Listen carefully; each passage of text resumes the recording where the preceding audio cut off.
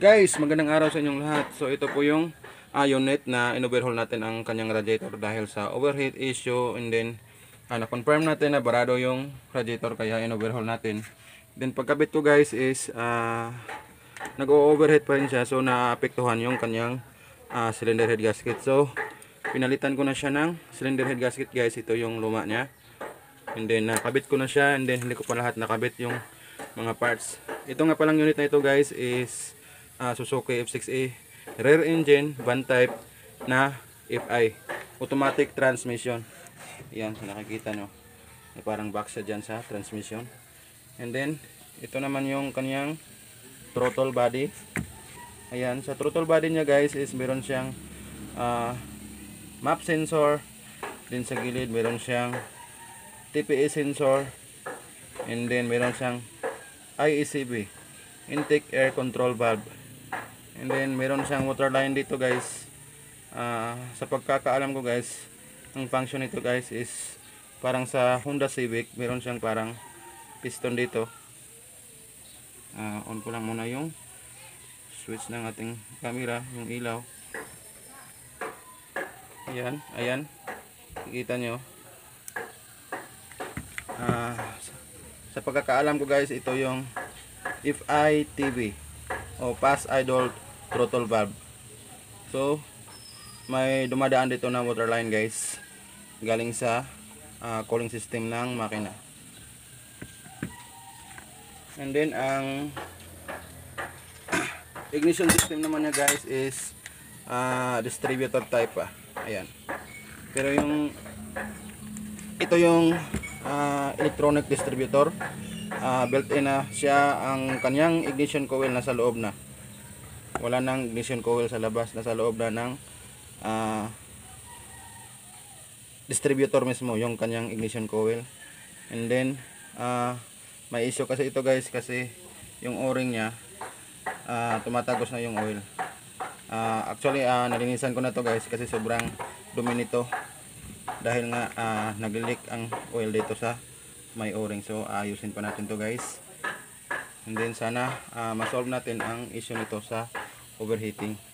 So ganun pa rin yung ginawa ko guys sa previous video ko. Nilinisan ko lahat ng kanyang tawag nito, cooling system, para maganda yung flow ng tubig. So after nito guys is ma-confirm natin na hindi na siya nag-overheat. Iti-test lang muna natin siya sa tubig, and then pag na-confirm natin na hindi na nag-overheat, i-drain natin, tapos sasalinan na natin ng coolant para hindi kakalawangin ang kanyang cooling system. So guys, may nagtatanong sa akin, nakalimutan ko lang ang pangalan, kung saan nga ba nakakonek yung mga vacuum hose nitong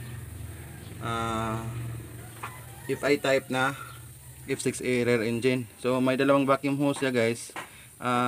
Ang isa nito is papunta dito sa transmission. Ayan, ayan. And then yung isa naman guys, itong vacuum hose na ito, ayan, is papunta naman siya sa kanyang fuel pressure regulator. Ito siya guys. Ayan, nakakabit siya sa kanyang fuel rail. Ito, yan dito sa gilid. Yan yung kanyang fuel pressure regulator. So guys, kakabit lang muna natin to, i-install natin tong kanyang throttle body. So guys, natapos na nating ikabit ang throttle body, at naikabit na rin natin lahat ang sakit ng mga sensor ng throttle body, pati mga cable, at saka yung hose na ikabit na natin, na-install na natin lahat. And then naikabit na rin natin ang sakit ng injector. So ang hindi na lang natin naikabit guys is ang hose galing sa radiator, ito, at saka ang distributor guys. Kasi ituturo ko sa inyo guys ang paglilinis ng distributor cap. So halimbawa, naglilinis kayo ng distributor cap guys, siyempre tatanggalin nyo itong distributor cap, and then of course hindi na kayo kailangan pang kumuha ng liha. Ang gagawin nyo lang guys is kumuha lang kayo ng flat screw at kiskisin nyo lang itong gilid na to. Ayan. Ayan, kiskisin nyo lang siya guys kasi may namumuo ito sa gilid na kalawang, yung parang powder na puti. Yan yung kalawang ng aluminum guys. So kiskisin nyo lang, tanggalin nyo lang yung naninikit na kalawang sa aluminum. And then pag nalinis nyo na, pwede nyo nang ibalik guys. And then ituturo ko rin sa inyo ang pagtitest ng high tension wire, kung okay pa ba ang high tension wire. So ikakabit ko lang muna ang distributor cap na ito, and then ititest natin ang high tension wire kung okay ba ang resistant ng high tension wire. So ikakabit ko lang yung camera natin para matest natin ang high tension wire. So ayan guys, nakikabit ko na ang distributor cap, and then magtitest tayo ng high tension wire kung okay pa ba ang resistant ito gamit ang ating multi-tester. Kung meron kayo nito guys, magkakaroon kayo ng idea kung paano ito i-test gamit itong ganitong tester. So isi-set nyo lang siya guys sa times 1K. Ayan, naset ko na siya. And then test natin. So ayan, nakikita nyo pumapalo yung arrow ng ating multi-tester. So sa pag-test naman ito guys is gumamit lang tayo ng star screw o flat screw para maabot natin tong contact ng high tension wire dito sa spark plug cap. Ayan, dikit natin dito, and then sa kabilang dulo ng high tension wire, ito yung kabilang dulo niya, dikitin natin, din titingnan natin kung may reading ba. So ayan guys, nakikita nyo may reading naman, pasok naman ito sa, ayan, taas pa nga ang kanyang reading, tumaas, tapos contact pala kanina. Ayan. So okay to guys, walang problema ang high tension wire na to. Ayan yung isa naman. Ayan. Ito yung high tension wire number 1. Test natin. Ayan. So pumapalo siya, okay naman siya.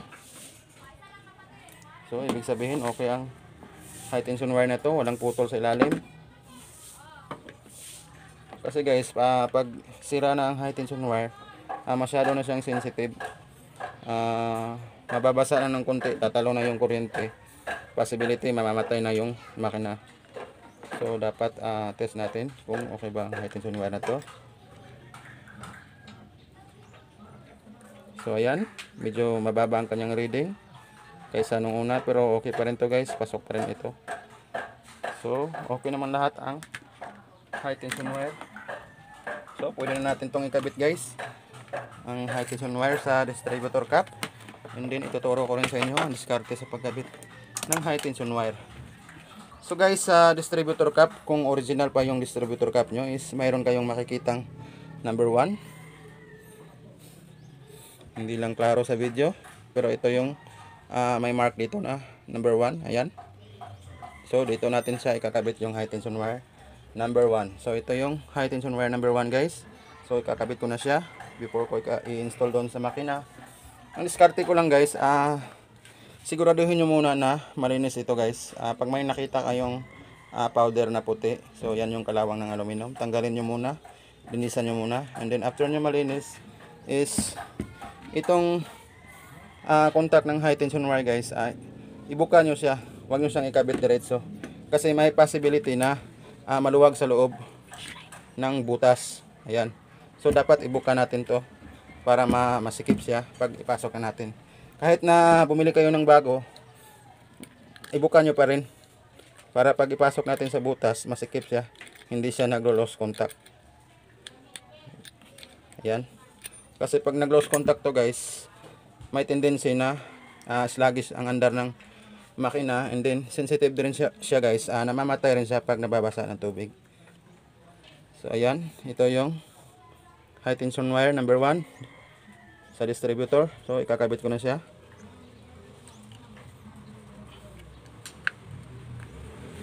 Ayan, so masikip siya guys.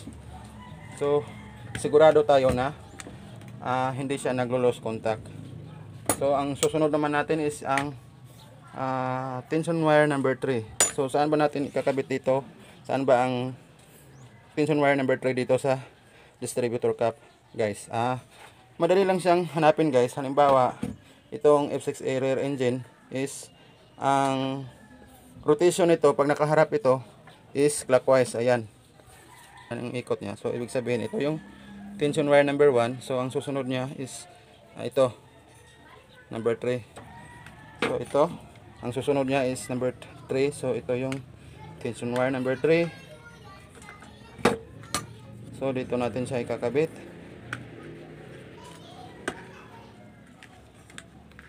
Ayan. And then yung tension wire number 2.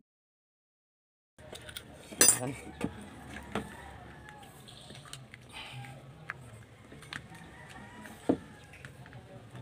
So ayan, masikip na to guys. Okay na to. So ready for install na ito guys. So i-install na natin to sa makina. So ayan guys, natapos na natin i-install ang distributor cap. Ayan. And then nilagyan ko na rin ito ng timing light guys, para pag under nya is isiset na natin sa tamang ignition timing ang kanyang ignition system. And then tapos ko na rin itong na-bleed guys. Kung nakikita nyo, ayan, may basa yan dyan kasi na-bleed ko na ito. So ready na ito para paandarin natin, matest natin kung okay ba ang ating gawa. So bye, paki-start nga.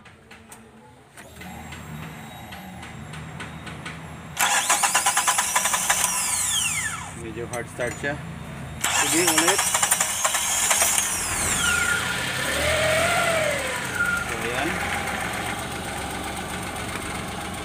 So hintayin lang muna natin na uminit siya ng konti. So taban ko lang.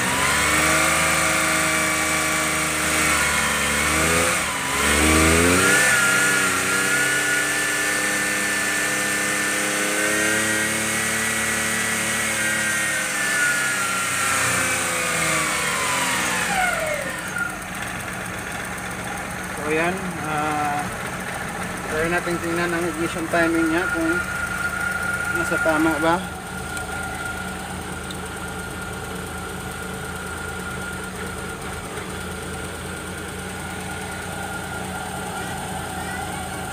So hindi tumama sa kanyang ignition timing guys. Ayan kanyang standard ignition timing. So kailangan natin pihitin yung distributor cap. So pipihitin ko lang muna guys. So ayun na guys, tapos ko nang iset sa standard ignition timing ang kanyang ignition. And then try natin i-start kung hindi na ba siya mag-overheat, hindi na ba akyat pa ang kanyang temperature gauge. So start lang muna natin guys.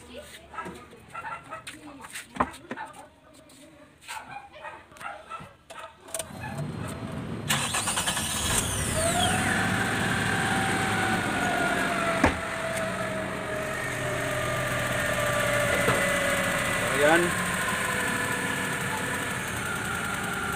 maganda na ang kanyang minor, hindi na tulad ng first start natin kasi hindi pa natin na-set sa standard ignition timing yung kanyang ignition.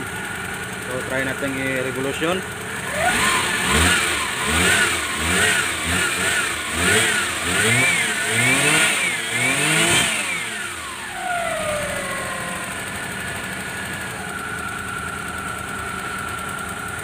Then tingnan natin doon sa temperature gauge kasi dati bagong under lang, kahit mga 1 minuto o 2 minuto is aakyat na ang kanyang temperature gauge nya.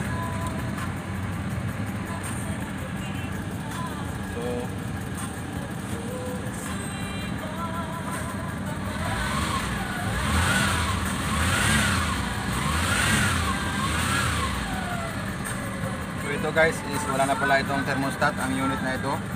So mas maganda talaga kung merong thermostat para mabilis lang niya ma-reach yung kanyang normal temperature. Pero since na wala talaga tayong makuhanan na thermostat dito sa place namin is hindi na lang muna natin lalagyan ng thermostat kasi ang concern lang naman ng may-ari nito is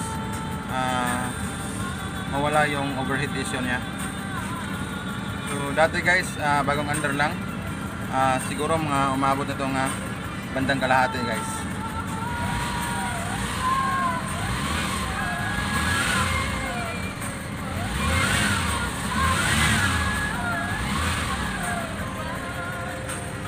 So try lang natin i-on yung aircon. Ayan. Para medyo malamig.